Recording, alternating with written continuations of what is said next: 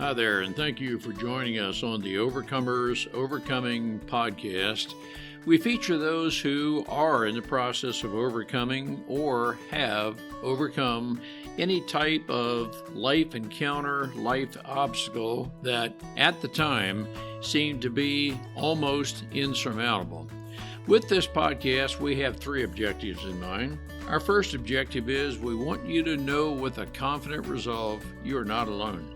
We want to work with you. We want you to know there are others who are working with you, who want to help you through whatever you are encountering, and together we will get through whatever you're experiencing. Our second objective is there are multiple options for any life encounter you are facing.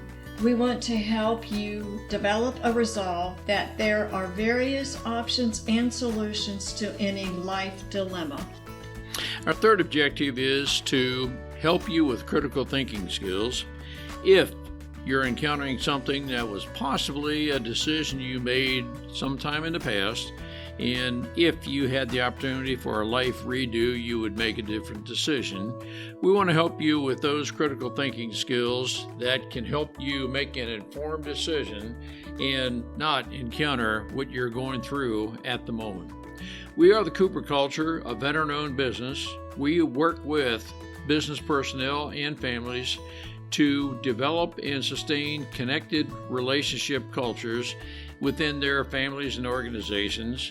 That type organization is one where people feel wanted, appreciated, and genuinely a part of that organization. I'm with my wife and business partner, Marty, who has helped me facilitate this podcast. Today we feature Mike Chapman. He describes an early life of sexual abuse, and Marty, I just don't even want to believe that people that Mike describes can be amongst us, but there are those who are amongst us and they abuse people. Mike describes, not in graphic detail, but in sufficient detail to have the listener learn what he has been through, how he recovered from a life of early abuse that demoralized his position as an individual, but through experience, through mentoring, he was able to overcome. Marty, what are some takeaways you gained from Mike's testimony? Ron, I just can't believe that there are people out there that would abuse children like this. And it can be really bad. And Mike says that even triggers now today. He's been through counseling, he's been through a lot of help, but a trigger can just come up. And those thoughts, those horrible thoughts can come, and you have to fight it. I don't know how you fight it, but you fight it. It's a matter of lifelong devastation it can have on people, other people's addictions. Let's listen and learn together. Mike, it is great to have you with us. Our listeners are going to be very interested and intrigued with a little bit of your background, which I understand has to do with sexual addiction, or let's say you were a victim of, a target of sexual abuse. You've overcome that trauma to where you're now on the good side, coaching people. But Mike, our listeners are going to be very interested in knowing how you've overcome and whatever trauma you may have experienced, because some of our listeners may be experiencing the trauma of that, something similar to what you experienced, but they're too embarrassed to even discuss it with somebody. They just live with the trauma and they don't know how to get over it. Mike, great to have you with us. Thank you for having me. It's a pleasure. Talk to us a little bit, Mike, about the trauma you experienced at an earlier age, and it was a sexual trauma, abuse, and so forth. Maybe a little bit about your age and a little bit about what effect that had on you and how did you overcome that? And our purpose is not to so much to dwell on the past, but how did you overcome?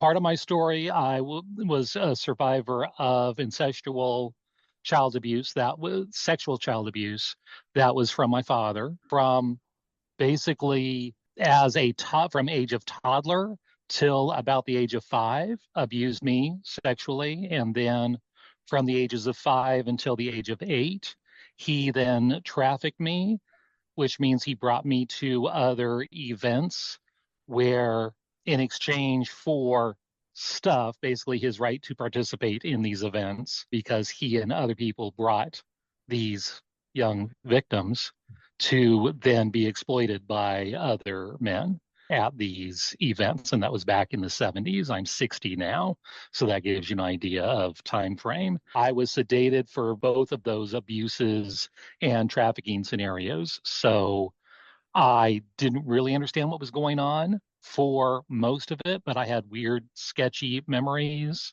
and trauma. There's a book called Body Keeps the Score.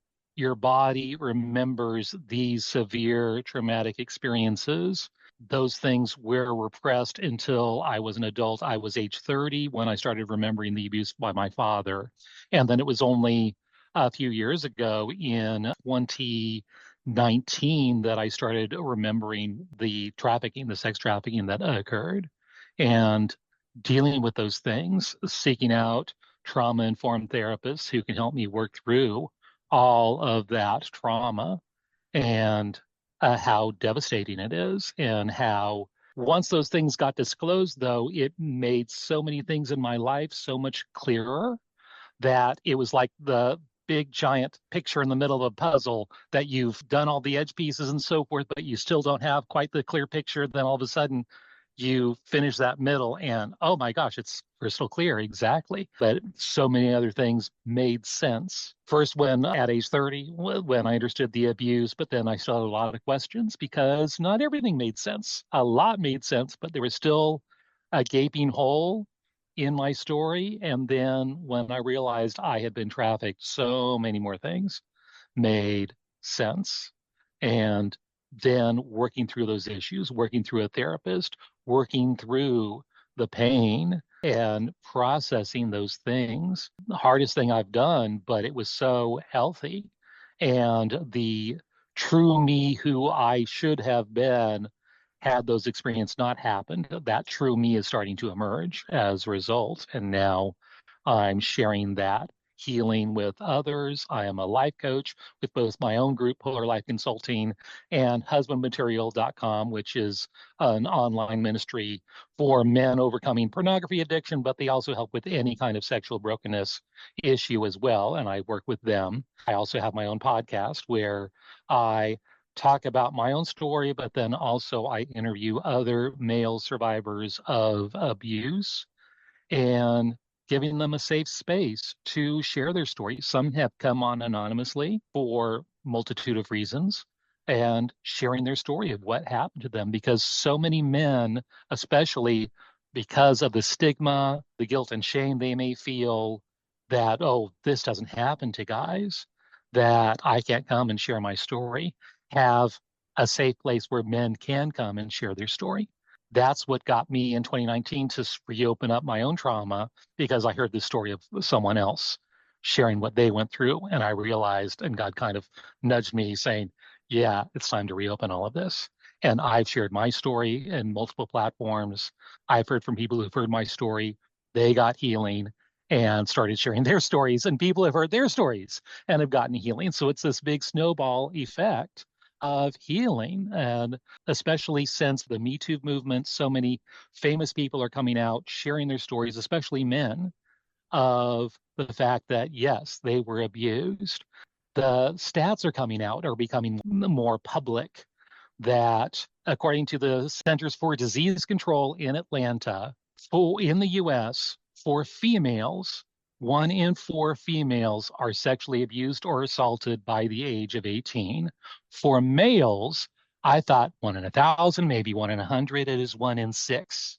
1 in 6 males are sexually abused or assaulted by the age of 18 in the US. They've talked to perpetrators who maybe didn't have a sexual preference, but they chose to perpetrate it against boys.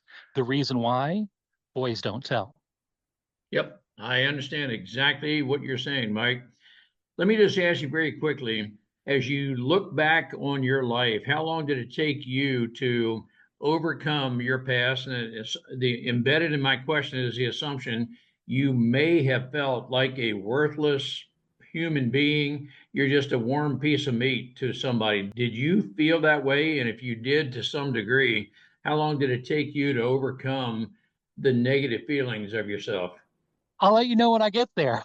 Ah, okay. It's Very a important. process. Yes. Very important, Mike, because I think what you just said is the remembrance of always stays with you. It's a matter of how you deal with it. Would I be interpreting that correctly? Yes, absolutely. And we call it a healing journey.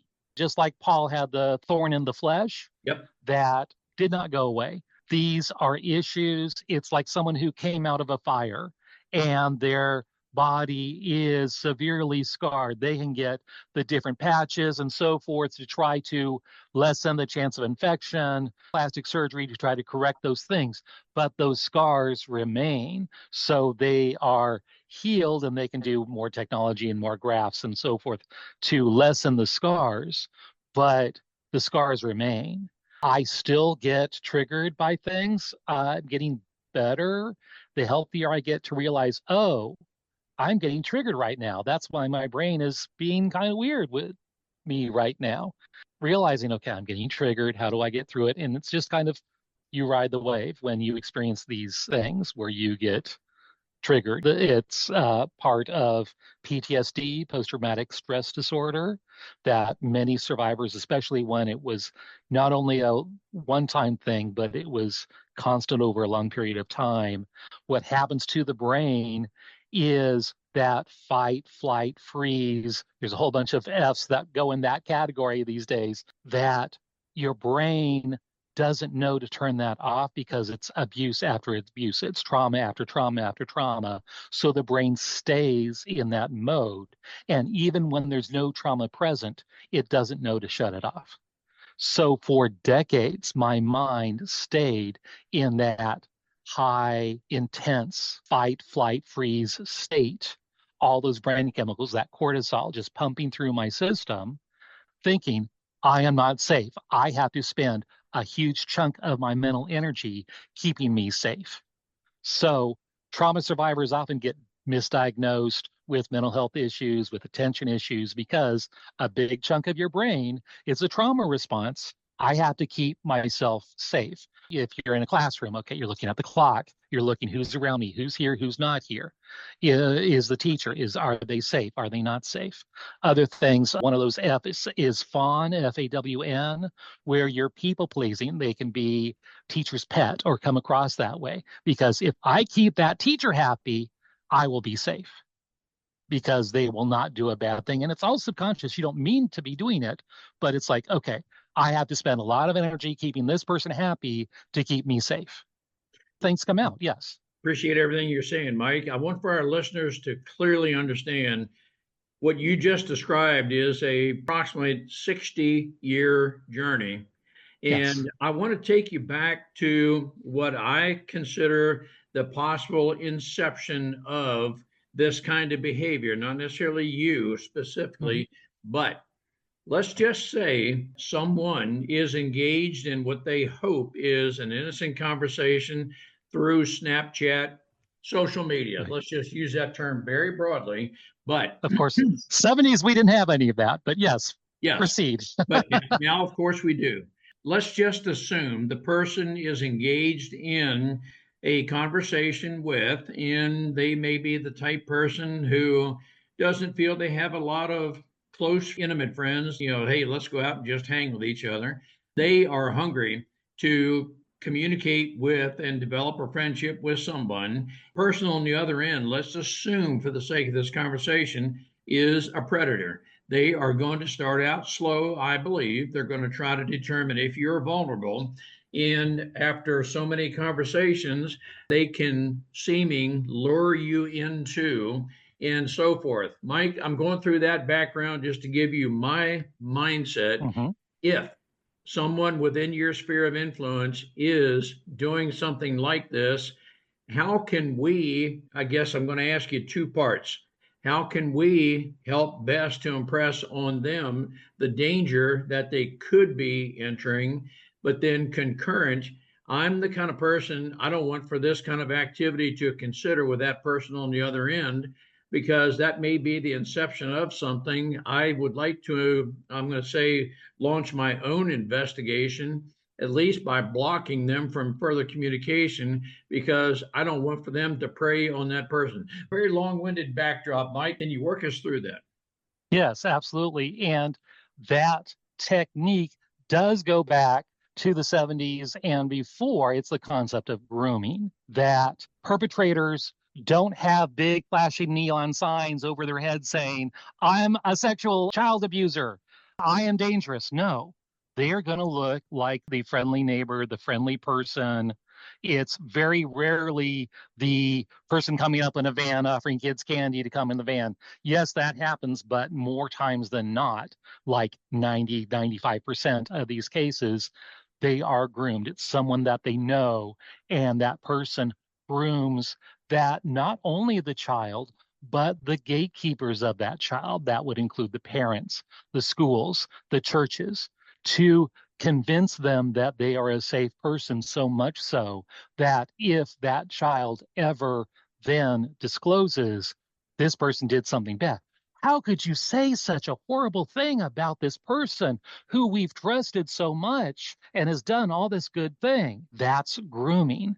And online, they can pretend to be whatever age they want. They call it catfishing, but you need to teach children when they go online. There are filters and blockers and so forth, though kids can be tech savvy the older that they get and can figure out how to bypass them. You need to teach them not everyone is safe that you talk to, and explain they can pretend. It might be pretending to be a little boy or a little girl your same age with your same likes, and say, hey, come meet me at the park, I'm right in your neighborhood, come meet me at the park down the street. And they're not there. They actually want to do something bad to you. So you need to educate them. Though you won't know just looking at the conversation, it looks safe. Though the perpetrators, it is like a lion looking at the herd of antelope, looking for the weak one, and then stalking them, seeing their behavior, seeing how they behave. And then when they can get them alone, they pounce. And that's exactly what these predators do. And they are predators. That grooming is so dangerous because you don't even realize it. Appreciate exactly what you're saying. To use an oft used expression, this person is a wolf in sheep's clothing and Right. know very well how to prey on people's vulnerability. Let me ask you, Mike, I'm going to ask you somewhat of a legal question. Not an attorney. What, and we're not an attorney either. You are pretty adept in this type environment. If we are with a person, could be a child, grandchild, anybody who's within our sphere of influence, who through either their acknowledgement or we learn they're having a conversation with someone, and you maybe just happen to see what this conversation is, and you just have a sense this may not be a healthy conversation. Can we do anything more than just block this person? Is there anything we can do? Do you, through your organization, I'm going to use the term investigate, or at least look into this kind of person to determine if there are other characteristics that would lead you to think this may be a predator? That's not my realm of expertise, nor is that an area that any group I'm affiliated with actually does. That's more law enforcement. I would recommend, though, you document anything possible. You do screenshots, you save everything. If there's any kind of history, chat history, or whatever, in whatever app that is out there. And it's gaming apps too. It's not just social media, so many gaming apps where you can have conversations. I'm on one just on my phone, and someone says, oh, yeah, I'm a little 8-year-old girl from India, and my mom took her phone away. That's why I've been away from it. It's like, why? It's like, I want to shout at, why are you telling people this? It's like, no, don't do this. Yeah, people are innocent and they'll just share and talk and so forth, but it's not safe. So yeah, you need to be very careful. But yeah, screenshots are helpful, and then take it to the police, let them know what's going on, and see what they recommend. And a lot of this, because it's internet, it then becomes federal, and federal crimes and FBI and the National Center for Missing and Exploited Children. All those agencies are there and have resources to help parents or anyone navigate these unsafe waters, shark infested waters. Yep, I appreciate that. Now, Mike, let me address what you were saying, or just go a little bit further. Generally speaking, it's a very broad categorization. Guys generally don't talk about these kind of things. Were you very silent? Did you feel just so incredibly embarrassed about your past that it took a lot of effort to even get you to, I'm going to use the term, divulge what you had experienced? Well, that the concept of disclosure. On average, for men, it's 25 years from the time the abuse stops, 25 years on average before they disclose to anyone about what happened. And then you talk about statute of limitations in a lot of states is only like 5 years. And so, okay, they're not even telling anyone for another 20 years after that. So the chance of any prosecution, boys don't tell, that concept that I said before, that it's not happening, that it's either gets blocked or filed away. It's just, oh, this icky thing that happened. Men may not even have the language to realize, oh, this was abusive. This was not healthy. This was abuse. The documentary that got me restarted in my healing in 2019 was the documentary on HBO, Leaving Neverland, which, without going into too much details, one of the focus on two survivors of this person. One of them said he didn't even understand that what he went through was abuse until he had his own children, and his oldest child got to the same age that he was when he experienced all this stuff and realized, wait, if that person did those things to my son at this age, oh my gosh, of course that was abuse. Then he realized, but it happened to me at that age. Oh my gosh, that was abuse.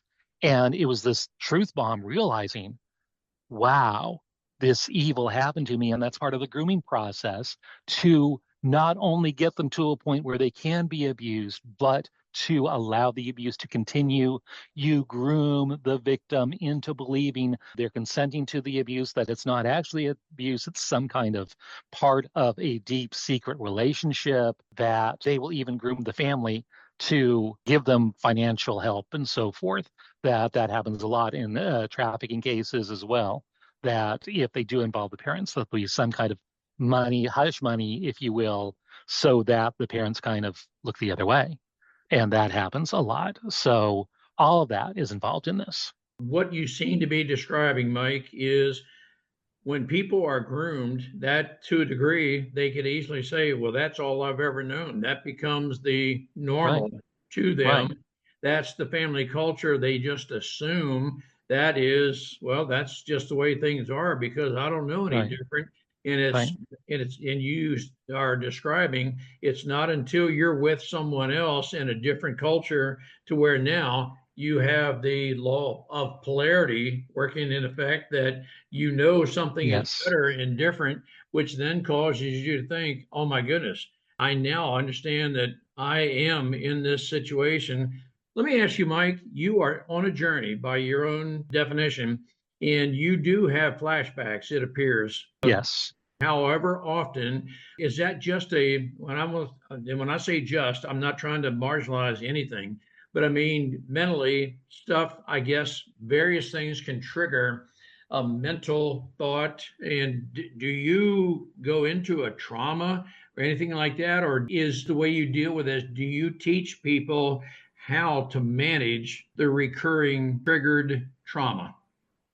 still a working process. And when I was going through the deep processing of the memories and so forth, very severe flashbacks, working through a lot of those traumas, basically allowing everything to come up and out. So it's not locked in, that the body has to say, okay, these things happen. This is the truth.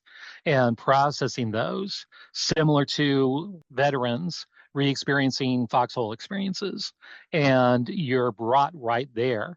as if it was happening. And that's what happened to me, only it wasn't a foxhole, it was other stuff, and reliving that. And now it's not so much flashbacks, it's triggers. So an example of that, I was with a group actually from Husband Material, our leaders retreat. We got together last year. And so it's all people I know, all people I feel safe with. We went to a restaurant. It was a nice restaurant, nice food.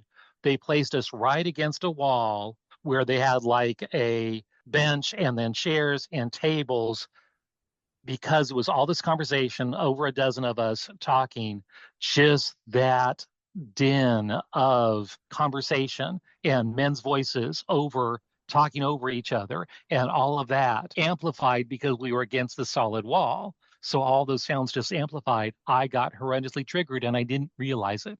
At the time, stuff was not right. And it was getting more and more not right, where I wanted to get the heck out of there. It took me time to realize, oh, wait, I'm getting trafficked. I'm getting triggered. Why am I getting triggered? Looking at, oh, it's noises, it's men's voices. Okay. Looking at my experience, okay, it was men's events that I was taken to. So there'd be a lot of men talking at once, a lot of men's voices. And that basically brought me to that trauma, reliving that trauma. Just the fact of hearing those men's voices was very dysregulating. And so I had to give myself space and time to get over it. And it was almost 24 hours before really getting past that, but giving myself space to do that, talking out with some of my friends and saying, yeah, I'm going through this right now. And they were supportive and so forth, give me space, but then helping me to overcome that. Yeah, those triggers are real. It's part of PTSD. There's hypervigilance, I kind of referred to as before, but didn't name it. That's one thing that might trigger you. So bright lights, that came from being filmed during the trafficking. That back there, if you remember those big Super 8 cameras, they would have these big, huge headlights over them to light the room for whatever you were filming. I remember that. I remember it. So I have a very strong sensitivity to bright lights because of that. Those are triggering as well. So learning about your triggers, knowing your triggers, so then when you are triggered, you can say, okay, I'm getting triggered, and doing self-care, reaching out to others, doing all these healthy steps to help overcome those things. And another thing I wanted to go back and mention, for men specifically overcoming this, the perpetrators will know that the male body will have a physiological response to touch. Your body does not know good touch, bad touch. They just know touch. And your body will physiologically respond to touch. And because of that, groomers will say, hey, you're having a physiological response to this. That means you like it. That means you're consenting to this. That means you want this. And they will tweak it so and convince the victim that they're a part of this, that they are consenting to this. So that skews it even further. So then they don't seek treatment. They don't call it abuse. It's just this weird, icky thing that happened. And it's not until they realize, get the language, wait, that was abuse? That wasn't my fault? That was a normal physiological response to my body from touch? Yeah. And it's mind blowing that it's like, wow, okay.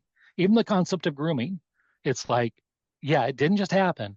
It was all this other stuff leading up to it that was part of the experience, that they groomed you, they groomed your gatekeepers so they could then pounce when they were ready.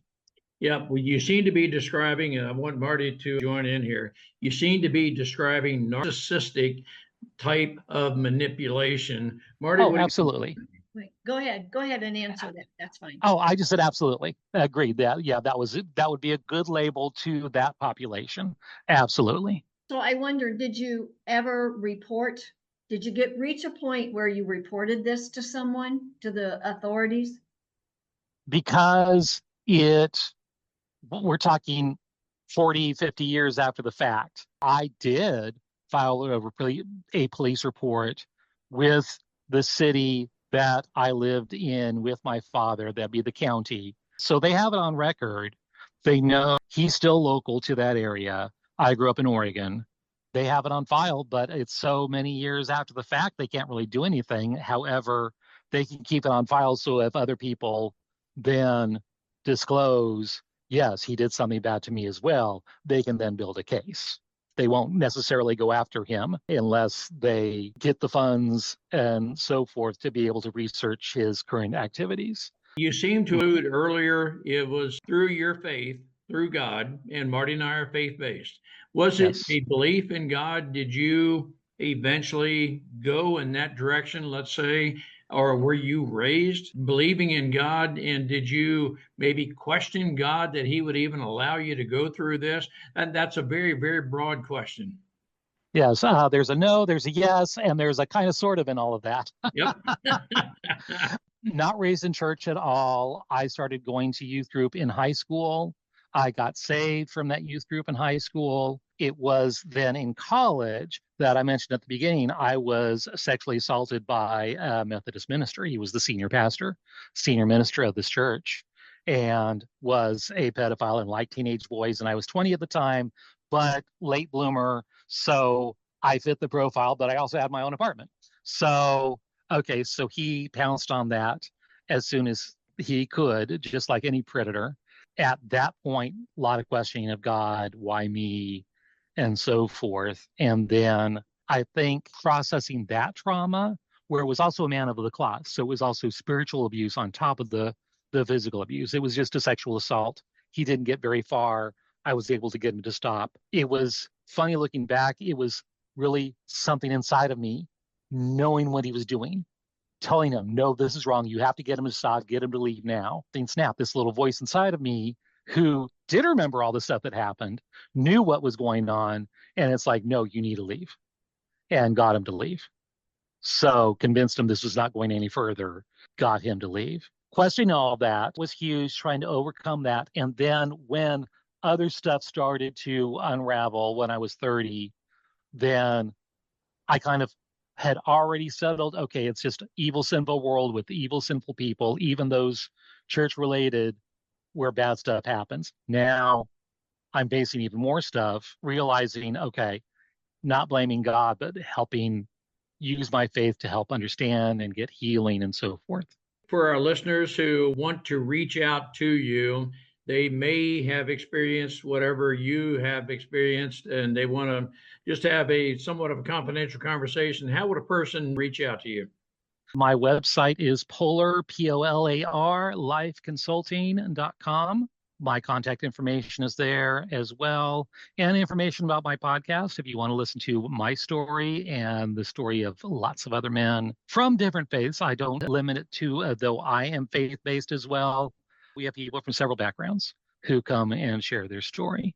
Also, some service providers. I've got a parent I've interviewed as well, a parent of the survivor, and very helpful information. I've got a lot of free resources, but then I also will do coaching as well for survivors of childhood trauma, helping them process it and realize how it is affecting them in their daily life.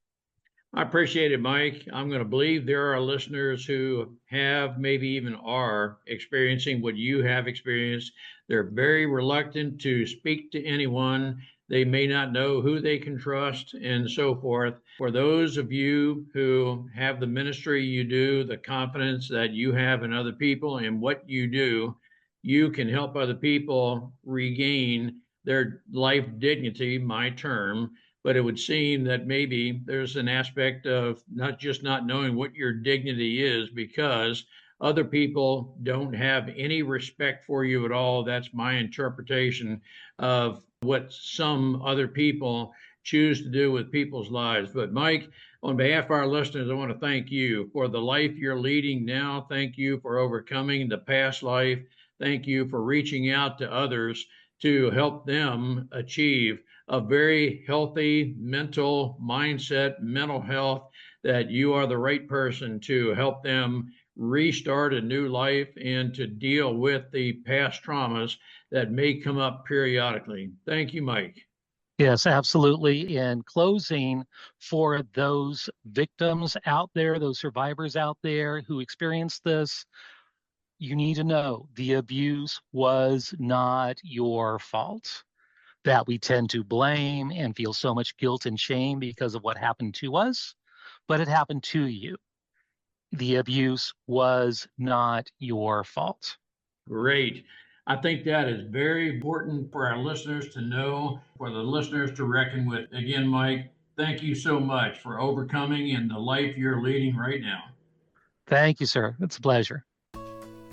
We appreciate having the opportunity to share our and our guests' life's experiences with you. The Cooper Culture advances organizations to achieve and sustain high retention rates, connected communication, and trust through personality insights and principled leadership. You can contact us at our website, thecooperculture.com, and you can contact us directly at ron@thecooperculture.com or Marty, Marty, at thecooperculture.com. We work with you to help assess aspects of your culture to advance the environment and people to their best performance. We do that through our staff of certified personal performance coaches, leadership trainers, keynote speakers, and DISC personality behavior experts. You can book a speaking engagement directly through our website by contacting us at ron@thecooperculture.com. We look forward to sharing our life experiences with you, some of which are profound, some of which are pretty funny. Some of those life experiences are ones we'll never do that again because we've been through stuff. We truly look forward to working with you, speaking with you, helping advance you in any way that we can.